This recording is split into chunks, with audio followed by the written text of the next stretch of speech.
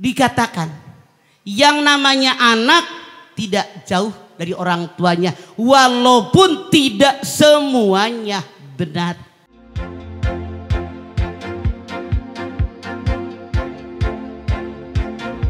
Naik delman bareng si Akang, mampir dulu di Bekasi.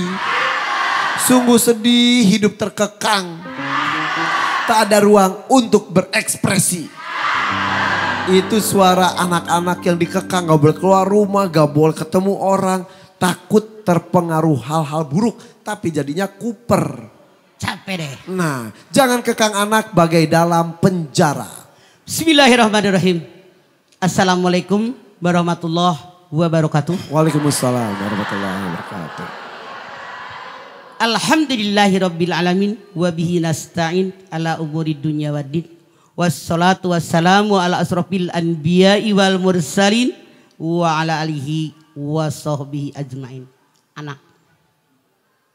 Yang namanya anak kayak baju putih. Kullu mauludin yuladu ala fitrah.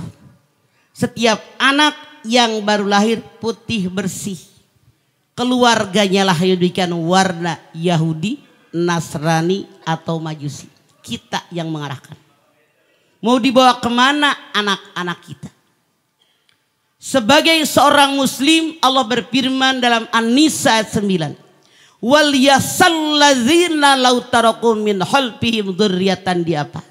Hendaklah kalian takut meninggalkan anak turunan yang lemah.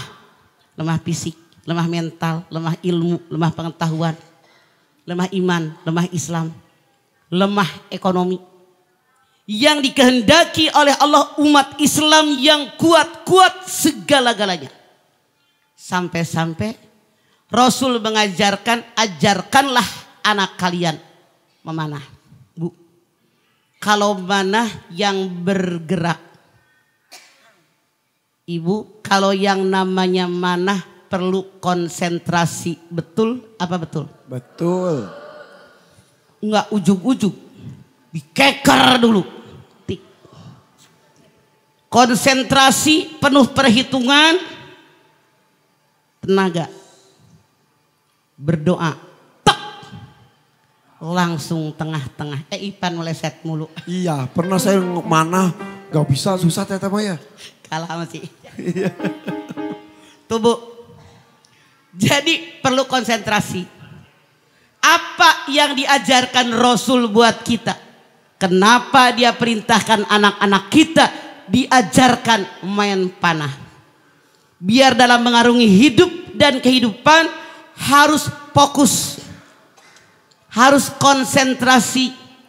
Kalau kita punya keinginan melatih diri. Coba main panah. Kalau tidak konsentrasi, tidak melatih diri, bisa kena nggak? Itu yang pertama. Dua, Rasul mengajarkan, ajarkan anak-anak kalian berkuda. Bu, kalau orang leklok, letoy, begitu naik kuda bisa langsung ke seberang lapangan, apa terguling? Terguling, terlempar. Tuh, punya kuda. Kalau dari sabara kilo, bayarnya sabara apa? Lumayan mah. Jadi Bu, naik kuda itu perlu tenaga, perlu kekuatan, perlu keseimbangan. Menyeimbangkan mata, tangan dengan gerakan kuda. Bener nggak? Artinya Islam mengajarkan dari kecil. Latih anak-anak kita. Kuat, perkasa, konsentrasi, seimbangkan hidup dengan orang yang ada di sekeliling kita. Tuh. Rasul mengajarkan, ajarkan anak-anak kalian berenang. Kalau kita berenang yang bergerak satu tubuh atau seluruh tubuh? Seluruh. Artinya Islam mengajarkan kepada kita manfaatkan, perdayakan seluruh anggota tubuh dari kepala sampai kaki. Ini amanat. Semua dipertanggungjawabkan di hadapan Allah. Bukankah Rasul bersabda, tidak akan bergerak kaki seorang hamba pada hari akhir sebelum ditanya 5 perkara.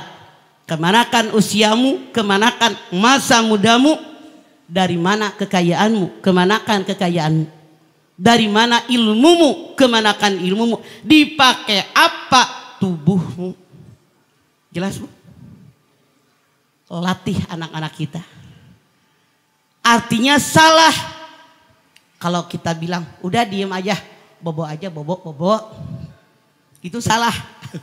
Kita lagi melatih anak kita. Punten. Misalnya sholat subuh, nyapu bantuin mama. Ngepel. Nyiramin pohon tuh, kasih makan ayam. Ada gerakan yang harus dikerjakan oleh anak kita. Atau tuh baca Quran. Ayo belajar, ada saatnya. Dari kecil kita latih agar seluruh anggota tubuh bergerak. Karena yang namanya anggota tubuh titipan amanat dari Allah yang wajib digerakkan tergantung bagaimana memanfaatkannya. Allah ciptakan tubuh dengan tenaga buat dipakai. Kalau dipakai sesuai dengan perintah Allah, dipakai kerja pasti kuat. Kalau yang punya tenaga, punya tubuh didiamin aja, bengek sakitan. Iya apa iya? Iya. Otak oleh Allah diciptakan buat berpikir. Tuh dari kecil. Ayo hafalin Asmaul Husna. Hafalin sifat 20. Hafalin surat-surat ini, dilatih oleh kita. Maka gede terlatih, udah kebiasaan mikir.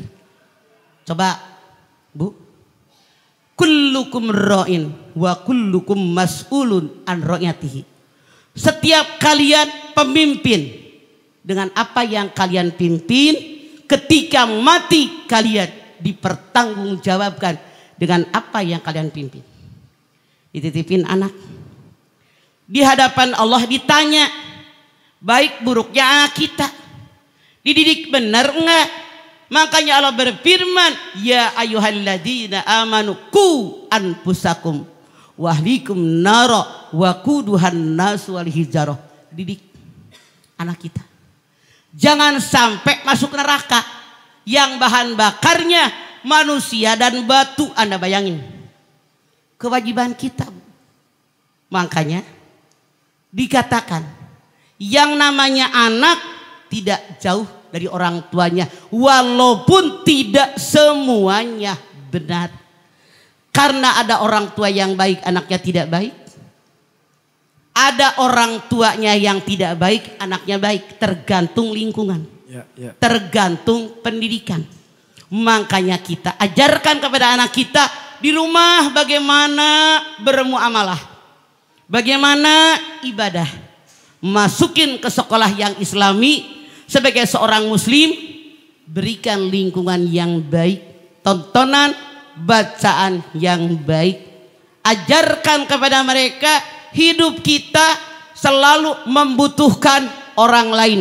Makanya Rasul mengatakan, man ahabba ayyub satalahu fi rizqihi wa yunsaulahu fi atharihi fal yasil rahibahu.